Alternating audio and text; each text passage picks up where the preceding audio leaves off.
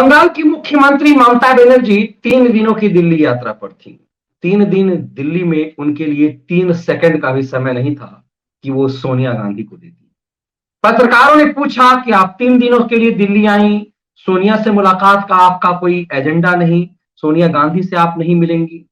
क्योंकि वो UPA supremo हैं, इसीलिए ये सवाल तो वाजिब है। वो कांग्रेस की अध्यक्षा हैं और उनके सामने हर कोई दंडवत रहा है। जब सोनिया गांधी की मनमोहनी सरकार केंद्र में थी तो हर विदेशी नायकों को, हर विदेशी नेताओं को, हर विदेशी राष्ट्राध्यक्षों के लिए ये रूल था कि वो सोनिया गांधी से मिलेंगी।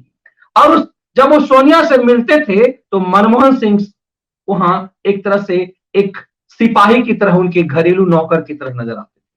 भारत के प्रधानमंत्री की कुर्सी को सोनिया गांधी ने जिस तरह से लज्जित किया, अपमानित किया, वो एक एक फ्रेम उसकी कहानी, उसकी बानगी बताते हैं। न सिर्फ सोनिया गांधी ने खुद किया, अपने बेटे से भी करवाया। चीन के उस समय के उपराष्ट्रपति, वर्तमान में उनके राष्ट्राध्यक्ष, उनके साथ जब राष्ट्रीय कांग्रेस, इंडियन नेशनल कांग्रेस अपने आप को कहती है, इंदिरा कांग्रेस जो बन गई थी वो इकाई चुपके से कैसे इंडियन नेशनल कांग्रेस बन गई वो। और इस कांग्रेस के उपाध्यक्ष और कम्युनिस्ट पार्टी ऑफ चाइना के उस समय के अध्यक्ष के बीच जो मंत्रणा हुई, जिसकी तस्वीर एक समय में महेश जेठमलानी ने जारी किया, उसमें दिखा कि कैसे पीछे मनमोहन सिंह खड़े हैं। जब विदेश मनमोहन सिंह जाते थे तो सोनिया भी अक्सर साथ जाती थी, इसलिए ताकि ऐसा साबित लगता रहे कि प्रधान तो सोनिया गांधी ही है।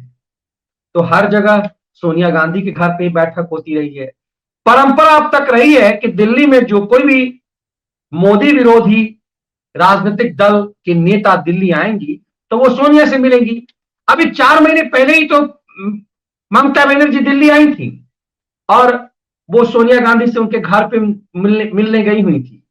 और जब मिलने गई तो गेट पर एक तस्वीर राहुल गांधी ने जारी किया और वो अपमानजनक सी तस्वीर थी जिसमें सोनिया गांधी और राहुल गांधी अपने दरवाजे पे खड़े हैं, कमरे के दरवाजे पे खड़े हैं और और ममता बनर्जी बाहर निकल रही है। ऐसा लगा कि उस तस्वीर के माध्यम से दिखाया गया कि ममता बनर्जी का अपमान किया गया। दरअसल उस समय में ममता जब दिल्ली आई थी तो यह माना जा रहा था कि ममता कुछ कैमरे का हॉल बॉल लेना चाह रही है और इसीलिए उस समय में सोनिया गांधी ने अपने बेटे को कैमरे की चमक धमक दी थी। और उस समय में ट्रैक्टर से राहुल गांधी निकले थे तो साइकिल से निकले थे। आज मेनकर जब ममता बनर्जी दिल्ली आई तो ममता के दिल्ली आते ही खबर यह भी चलने लगी कि कैसे उन्होंने कांग्रेस का कब्र खोदने की तैयारी कर दी। क्या ममता बनर्जी कांग्रेस का विकल्प बनना चाहती हैं? क्या ममता बनर्जी ये साबित कर ली कि सोनिया का पुत्र नालायक हो गया और सोनिया के पुत्र से अब कुछ नहीं होने वाला है? एक देहाती कहावत है, इस बेटा से पोता नहीं होगा। तो क्या राहुल गांधी इसी लिहाज से विपक्ष की उम्मीद को खत्म कर रहे हैं? पूरी कांग्रेस हताश हो गई है, G20 हताश है कि सोनिया गांधी का पुत्र वो पूरी पार्टी पर हावी हो रहा है और इस पार्टी को रसातल में ले जा रहा है, लेकिन सोनिया को कुछ भी समझ में नहीं आ रहा। इसी बीच दिल्ली आने के साथ ही ममता बनर्जी ने 2 बड़ा काम कर दिया।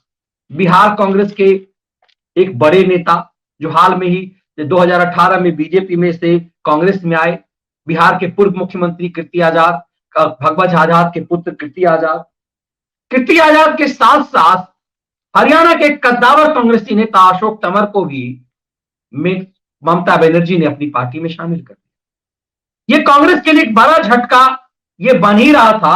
अभी कांग्रेस कुछ उठ करके सांस लेना ही चाह रही थी कि पता चला कि मेघालय में जो कांग्रेस पार्टी एक समय में सबसे बड़ी पार्टी के रूप में 2018 में उतरी थी, उस मेघालय में 21 में से 17 विधायकों को तोड़ करके ममता बनर्जी अपनी पार्टी में ले गई। वो ममता बनर्जी जिसके अप्रत्यक्ष रूप से सपोर्ट के लिए बीजेपी को सत्ता में ना आने दिया जाए, बंगाल में बीजेपी को कमजोर सत्ता में आने ना दिया जाए, इसके लिए कांग्रेस ने समर्पण कर दिया ममता बनर्जी के सामने। वाम और कांग्रेस मिलकर चुनाव लड़े, फिर भी बंगाल में चुनाव प्रचार करने सोनिया गांधी गई ही नहीं और राहुल गांधी ने सिर्फ औपचारिकता निभा करके एक दिन जाकर के चुनाव प्रचार किया। और जब वहां पर ममता बनर्जी की पार्टी चुनाव जीत गई, निर्लजतापूर्ण हार हुई कांग्रेस की, बेशर्मीपूर्ण हार हुई कांग्रेस की, तो राहुल गांधी ने एक ट्वीट किया। आप सबको याद होगा कि राहुल ने कैसे वो ट्वीट किया था, और उस ट्विटर हैंडल के माध्यम से राहुल गांधी ने कुछ ऐसा ट्वीट किया था: I am happy to congratulate Mamata ji and the people of West Bengal for suddenly defeating the BJP. अब सोचिए ये कैसा बुर्बक और मूर्ख किस्म का व्यक्ति है, ये कांग्रेस का अध्यक्ष रहा, अभी अध्यक्ष ना होते हुए भी आधिकारिक रूप से ये कांग्रेस का अध्यक्ष ही है। लेकिन इस व्यक्ति ने ट्वीट करके ममता बनर्जी को बधाई दी, जबकि ममता बनर्जी के खिलाफ इसकी पार्टी लड़ रही थी। और अधीर रंजन चौधरी जो लोकसभा में पार्टी के नेता हैं, बंगाल में अध्यक्ष की भूमिका में है, नेता हैं, ममता बनर्जी से उनकी व्यक्तिगत टसल चलती है। वैसे कंडीशन में इस व्यक्ति ने वहां पर जाकर के, आप देखिए 2 मई का ये ट्वीट मैं आपके लिए निकाल के लाया हूं। ये राहुल गांधी अपना जश्न मना रहे हैं ममता बनर्जी की जीत में, कह रहे कि बीजेपी को डिफीट करने के लिए बधाई। जिस बीजेपी का बंगाल में वजूद नहीं था, इस चिरकुट को इस समझ में नहीं आ रहा है कि डिफीट तो बंगाल में कांग्रेस हुआ करती थी बंगाल में एक समय में। लेकिन ये खेल देखिए कि कैसे ममता बनर्जी को बधाई दे रहे हैं राहुल गांधी, और वही ममता बनर्जी इस राहुल गांधी का कब्र खोद रही है।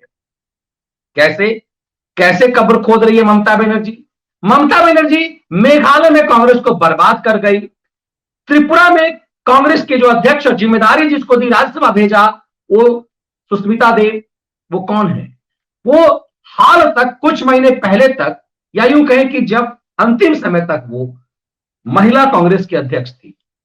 सुष्मिता के पिता कांग्रेस के कद्दावर नेता रहे, और सुष्मिता देव यूथ महिला अखिल भारतीय महिला कांग्रेस के अध्यक्ष थी। महिला कांग्रेस के अध्यक्ष को सीधे पार्टी से निकाल करके ममता बनर्जी अपनी पार्टी में ले गई, और कांग्रेस चुप्पी लगाई बैठी रही। राहुल गांधी बधाई देते रहे ममता बनर्जी को, कांग्रेचुलेट बंगाल की जनता को और ममता बनर्जी को। मतलब बंगाल में बीजेपी ताकतवर ना हो, इसीलिए ममता बनर्जी को खड़ा किया कांग्रेस ने। ममता बनर्जी में ताकत लगाई कांग्रेस ने बची खुची, और कूद करके बधाई दे रही, डिफीट कर दिया बीजेपी को। अरे बीजेपी के तो वहां पे विधायक ही कम थे, 2 विधायक थे उसने पिछली बार। तो आप ऐसे कंडीशन में, जब आपका पूरी तरह से ममता बनर्जी आपको निगल रही है और आप उसके लिए जय जयकार कर रहे हैं, उस ममता बनर्जी ने तय किया कांग्रेस के खात्मे का। आज बरसी थी अहमद पटेल की, पहली बरसी। कांग्रेसी याद कर रहे थे उस अहमद पटेल को, जिस अहमद पटेल ने अपने कुटिल राजनीति से कांग्रेस को खड़ा करने का दांव चला था। सोनिया कांग्रेस अहमद पटेल के इशारे पे चलती थी। कहा जाता था अहमद पटेल ही सोनिया गांधी के, बुद्धि से लेकर हर चीज सोनिया गांधी के अहमद पटेल ही है। उस अहमद के जीवन के अंतिम समय ही कांग्रेस खात्मे की ओर चली गई। कांग्रेस अहमद ही चलाते थे, तो आज कांग्रेसी अहमद पटेल को याद कर रहे हैं। आज अहमद होते तो इन तमाम चीजों से कांग्रेस को बचा पाते। तो इस अहमद के बरसी पर 10 जनपद पर बैठक हुई। उस बैठक में तमाम लोग पहुंचे, कांग्रेस के कद्दावर नेता। आखिर जो सोनिया गांधी वीडियो कॉन्फ्रेंसिंग से ही सबसे मिलती थी, किसी से मिलती नहीं थी, बगल के कांग्रेस मुख्यालय में झंडा तोलन करने नहीं आती थी, वो सोनिया गांधी आज बैठक करी, और उस बैठक में उन्होंने कांग्रेस के कई बड़े नेताओं को बुलाया। दरअसल आज जब ममता बनर्जी दिल्ली से निकल करके कलकत्ता जाने लगी और यह कह दिया कि हम सोनिया से मिलना क्या संविधान में लिखा हुआ है। पत्रकारों ने पूछा, दीदी आप दिल्ली आई हो, मिसेस गांधी से आप मुलाकात नहीं कर रही, श्रीमती सोनिया गांधी से मुलाकात आप नहीं कर रही। ममता बनर्जी ने खींच कर कहा कि भारत के संविधान में कहीं लिखा हुआ है क्या कि सोनिया गांधी से मिलना जरूरी है। ये बयान बताते हैं कि ममता का तेवर सोनिया के लिए कैसा है। लालू यादव कभी हिम्मत नहीं कर पाए। लालू यादव को घोर अपमानित किया राहुल गांधी ने, जब उन्होंने दस्तावेज को प्रेस क्लब में फाड़ दिया था, जो सुप्रीम कोर्ट के ऑर्डर को चेंज करने के लिए था, ताकि लालू जैसे अपराधियों को बचाया जाए। लालू यादव हिम्मत नहीं जुटा पाए सोनिया गांधी के बयान। लालू यादव भी मैडम मैडम ही कहते रहे। हर छुटभइये जितने भी क्षेत्रीय छत्रप हैं वो मैडम मैडम ही जपते रहे। उस सोनिया गांधी के घर के पास आकर के ममता बनर्जी ने कहा कि कहीं संविधान में लिखा है क्या इस महिला से मिला जाए। संविधान तो सोनिया ने अपने हिसाब से तैयार सचमुच कर लिया था।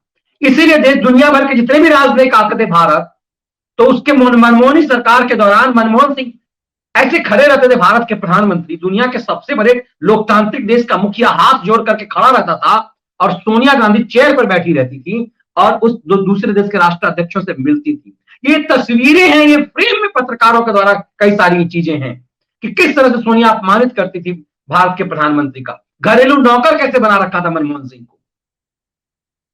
वो सोनिया गांधी अपने आप को इतना पावरफुल कर गई थी कि ऐसा लगता था कि वो सर्वश्रेष्ठ भारत से ऊपर हो गई।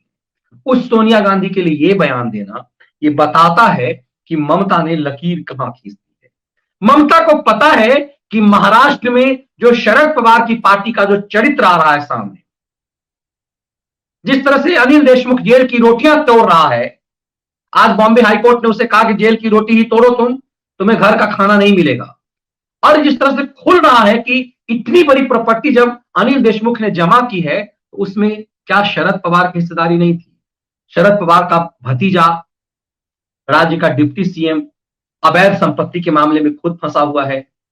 कई जगह आईटी ने पिछले दिनों छापेमारी की थी, 90 दिन का समय भी दिया कि बताओ इस प्रॉपर्टी के मालिक तुम हो या कोई और है, इसे सीज कर लिया जाए, क्या किया जाए। ममता को पता है कि पवार भी ज्यादा फरफरा नहीं सकती। ऐसे कंडीशन में उनका कद बढ़ रहा है और ममता भारत की तुष्टीकरण और हरे टिड्डे के वोट को बेहतर जानती है कि वो उसके लिए बहुत ज्यादा जद्दोजहद करने की जरूरत नहीं है। जो पार्टी जब कांग्रेस कमजोर होने लगेगी तो वो खुद ब खुद लाचार होकर ममता बनर्जी को वोट करेंगे। तो दिल्ली में भी एक वक्त ऐसा आएगा कि ममता बनर्जी की पार्टी हो या ना हो, कांग्रेस जब कमजोर होने लगेगी तो दूसरे राज्य में भी, इनफैक्ट मध्य प्रदेश जैसे राज्य में भी लोकसभा के चुनाव में लोग कांग्रेस को वोट नहीं करेंगे। ममता इस बात को तेज राजनीतिज्ञ हैं, वो जानती हैं कि एफआईआर नहीं करवाना, गुंडागर्दी की आजादी देना, सड़क पर धार्मिक उन्माद फैलाने की आजादी देना, इतना यदि करने की आजादी दें, डेवलपमेंट की कोई जरूरत नहीं है, शौचालय की कोई जरूरत नहीं है, इन्हें बिजली पानी की कोई जरूरत नहीं है, इनको सिर्फ बस इसी ढंग की उन्माद की जरूरत, ताकि एक जिन्नावादी सोच को बढ़ाव की जरूरत है।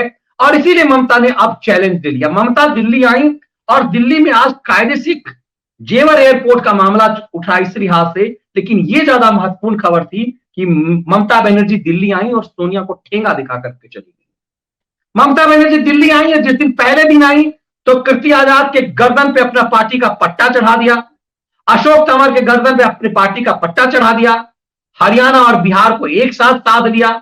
बिहार में लगातार कांग्रेस अपमानित हो ही रही है, लालू प्रसाद यादव अलग से अपमानित कर रहे हैं। 2 विधानसभा के चुनाव में टिकट ही नहीं दिया, दोनों जो कांग्रेस का की कोटे का था टिकट ही नहीं दिया, कहा कि जीतने लायक पार्टी नहीं। लालू ने स्वयं कहा कि जीतने लायक पार्टी नहीं है तो फिर क्यों जिताएं।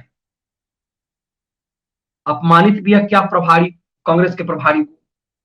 ये चौतरफा हो रहा है तो ममता बनर्जी को ऐसा लग रहा है कि वो उम्मीद बन सकती है। ममता ने इतना ही नहीं किया, मेघालय में पार्टी को बर्बाद कर दिया, त्रिपुरा में सुष्मिता देव को हाथों थमा दिया। तो जो कांग्रेस वहां विपक्ष की भूमिका चाहती है वहां टीएमसी प्रवेश करना चाह रही है। और इतना ही नहीं हुआ है, आज बेचैन हो गए कांग्रेस पार्टी के बंगाल कांग्रेस के नेता और लोकसभा में नेता प्रतिपक्ष अधीर रंजन चौधरी। अधीर रंजन चौधरी आज सोनिया दरबार में थे। सोनिया दरबार में उनके अलावा मल्लिकार्जुन खड़गे, केसी वेणुगोपाल, मणिक टैगोर, आनंद शर्मा, ये लोग सबके सब जुटान जुटे और कि कैसे अब हम इस पार्टी को बचाएं। जो राहुल गांधी जय जय कर रहे थे ममता बनर्जी का, हमने आपको ट्वीट करके ट्विटर उसके दिखाए पुराने ट्विटर, उसको लेकर के चलने लगा कि अब अशोक तंवर भी चले गए, कीर्ति आजाद भी चले गए और इस साथ चलने के बदले ये तो सेंध लगा रही है कांग्रेस में।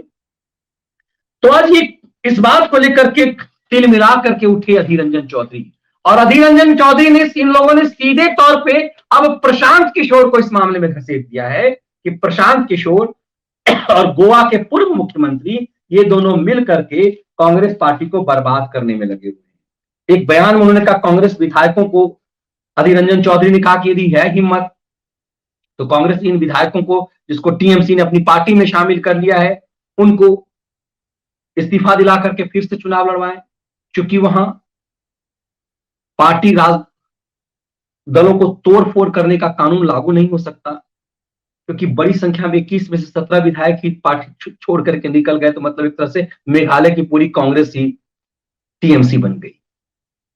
तब अब कह रहे हैं अधीर रंजन चौधरी कि यह खेल प्रशांत किशोर का है और गोवा के पूर्व चीफ मिनिस्टर लुई जिन्हों, इन दोनों ने मिल करके पूर्वोत्तर में कांग्रेस की बर्बादी की कहानी लिखी है। अब आप कल्पना कीजिए कि जो प्रशांत किशोर अभी हाल तक प्रियंका वाड्रा और राहुल गांधी से मिल रहे थे और यह तय हो रहा था कि वो कांग्रेस में शामिल होंगे, उस पार्टी का क्या हाल हो रहा है ये आप बेहतर समझ रहे हैं। मतलब जो प्रशांत किशोर, ये कहा जा रहा था कि सोनिया और राहुल गांधी के अहमद पटेल बनने वाले हैं, नए अहमद पटेल होने वाले हैं, उस प्रशांत किशोर पे अब कांग्रेस के लोकसभा में नेता अधीर रंजन चौधरी ये गंभीर आरोप लगा रहे हैं। तो समझ में आ रहा है कि कांग्रेस दरअसल ताल ठोकने के बदले अपना कब्र खोद रही है। और ये तय हो गया है कि अब वो दौर चला गया कि चांदी की कटोरी में बैठ करके दूध भात खाया जाए और नानी गांव छुट्टी में चले जाएं और बैठ करके मौसमी राजनीति की जाए। योगी और मोदी के इस दौर में सब समझ रहे हैं, बस सिर्फ राहुल और सोनिया को समझ में नहीं आ रहा कि राजनीति अब कहां जा रही है। ममता बनर्जी ने आज चुनौती देकर साफ कर दिया कि अब लड़ाई कहां जा रही है। उत्तर प्रदेश में भी तमाम राजनीतिक दलों ने तय कर लिया है कि वो कांग्रेस को बाहर करेंगे। दरअसल कांग्रेस को अछूत इसलिए मान लिया गया है कि इस बदले दौर में हर किसी को लगता है कि भारत विभाजन की जिम्मेदार, मजहब के नाम पर देश को तोड़ने वाली कांग्रेस जब 70 साल में ज्यादा से ज्यादा समय तक इस देश की सत्ता में हासिल रही, तो कांग्रेस ने किया क्या। अब कांग्रेस अछूत इसलिए क्योंकि लग रहा है कि जब भ्रष्टाचार के नाम पर कांग्रेस कुछ बोलती है तो लोगों को लगता है कि बोलने का अधिकार कम से कम कांग्रेस का नहीं होना चाहिए। आज ममता बनर्जी ने इसी लिहाज से ये चुनौती दी है।